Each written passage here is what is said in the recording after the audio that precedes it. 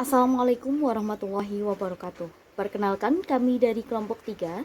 Di sini, kelompok kami akan mempresentasikan UAS mata kuliah Filosofi Pendidikan Indonesia PPG Prajabatan Gelombang 2 tahun 2023 Universitas Negeri Semarang. Namun, sebelum presentasi saya lanjutkan, perkenalkan anggota kelompok kami terlebih dahulu. Saya sendiri, Risma Nurjana, Rizky Arianto, Rizky Nur Amalia, Rofiatus Sanabila, Rohmah Nurmaineni. Topik 1. Gerakan transformasi Ki Hajar Dewantara dalam perkembangan pendidikan sebelum dan sesudah kemerdekaan. Ki Hajar Dewantara memiliki perhatian terhadap pendidikan karakter bangsa Indonesia. Setelah pengasingannya dan kembali ke Indonesia, Ki Hajar Dewantara mencurahkan perhatiannya dalam bidang pendidikan sebagai bentuk perjuangan meraih kemerdekaan. Dengan teman-temannya, beliau membangun Taman Siswa pada tahun 1922. Pengimplementasian di SDN Purworejo 03. Sistem pendidikan di Indonesia sudah menerapkan pendidikan yang dapat menuntun kodrat dari peserta didik dengan menerapkan konsep merdeka belajar, di mana peserta didik dibebaskan untuk dapat mendapatkan ilmu sesuai dengan kemampuan diri masing-masing. Dengan demikian, dalam penerapan pendidikan pengajaran di sekolah sudah dapat mengaplikasikan transformasi pendidikan pemikiran Ki Hajar Dewantara sesuai dengan kodrat alam, kodrat zaman, dan kemerdekaan. Selanjutnya akan disampaikan oleh Rizky Arianto.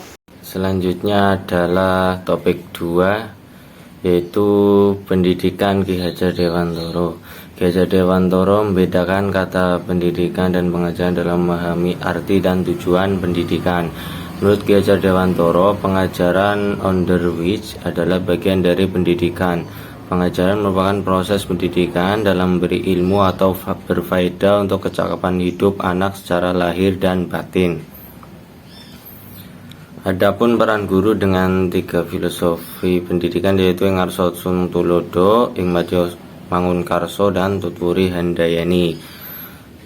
Implementasi di SDN Purworejo 3 yaitu memberikan pelajaran sesuai dengan kodrat alam dan kodrat zaman, memberikan pendidikan karakter di luar maupun di dalam kelas agar peserta didik dapat menumbuhkan kekuatan dan kesadaran sosial, menciptakan suasana kelas yang kondusif dan memberikan pembelajaran yang tidak membebani peserta didik.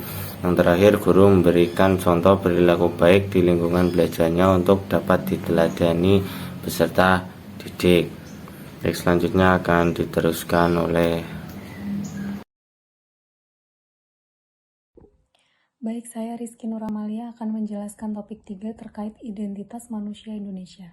Identitas manusia Indonesia sebagai manusia Pancasila, di mana Pancasila sebagai landasan filosofis memuat jiwa bangsa, cita-cita luhur bangsa, rasa perasaan sebagai bangsa, dan nilai-nilai hidup berbangsa.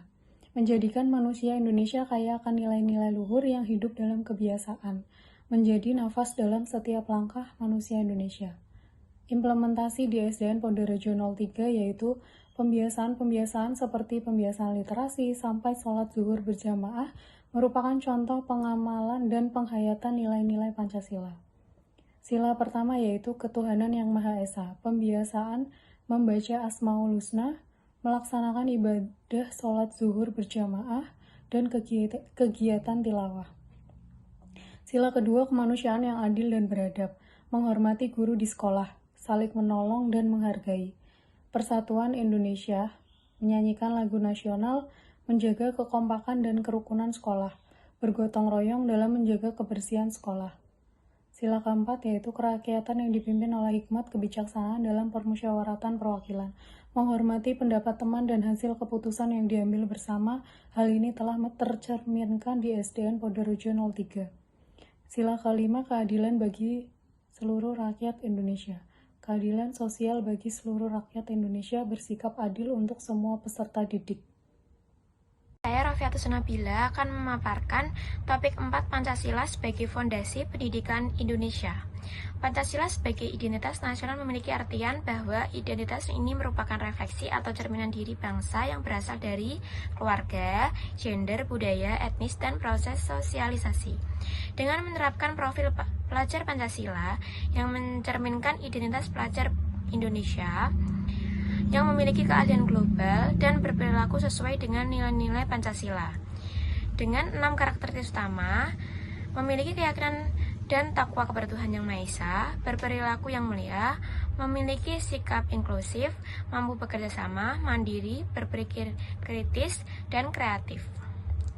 Topik 4, implementasi di SD Negeri Budorejo 03. Integrasi nilai Pancasila dalam kurikulum, yaitu merancang kurikulum yang sudah diterapkan di SD Negeri Budorejo 03 mencakup pembelajaran tentang nilai-nilai Pancasila seperti keadilan sosial, demokrasi, persatuan, keberagaman, dan ketuhanan Yang Maha Esa.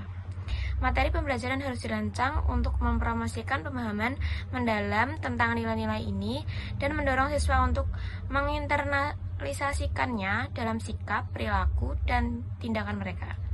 Yang kedua, pelatihan guru, yaitu melakukan pelatihan dan pengembangan profesional secara teratur untuk guru agar mereka memahami nilai-nilai Pancasila dengan baik dan mampu mentransmisikan nilainya kepada siswa dengan efektif.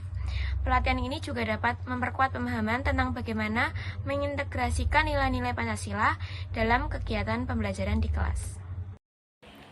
Selanjutnya, saya Rohma Nurmahineni akan memaparkan tentang topik 5, yaitu telaah praktik baik pendidikan yang memerdekakan.